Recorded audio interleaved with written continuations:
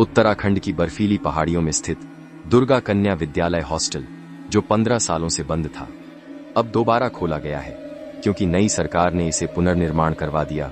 Anvi hostel में आती है और तीसरी मंजिल पर एक कमरा मिलता है, 309। कमरे की एक खिड़की को बाहर से काले रंग की लकड़ी से कीलें लगाकर बंद किया गया है।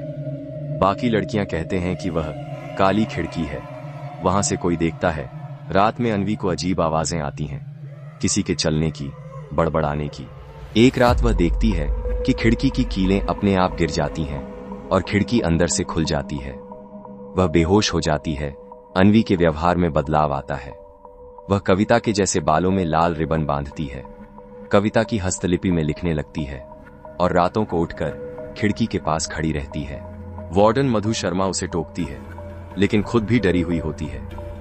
माहिरा को अन्वी की डायरी में पुराने पन्ने मिलते हैं जिन पर 2005 की तारीख है, यानी कविता की आत्महत्या से ठीक पहले के दिन। उसमें लिखा है, वो मुझे हर रात बुलाती है, कहती है खिड़की खोलो, मैं आऊंगी और तुझे आजाद कर दूंगी। माहिरा और अन्य लड़कियां डर जाती हैं।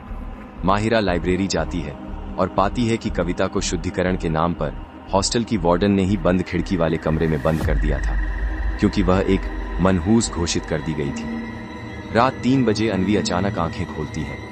आंखें पूरी काली हो चुकी हैं और सीधे खिड़की के पास जाकर कहती है, मैं तैयार हूं कविता, चलो। खिड़की अपने आप खुलती है। माहिरा उसे रोकने जाती है, लेकिन वहां एक ठंडी परछाई हवा के साथ अंदर आती है। माहिरा देखती है, अन्वी हवा में तैर रही है और उसके चेहरे पर 2 आत्माएं झलक रही हैं।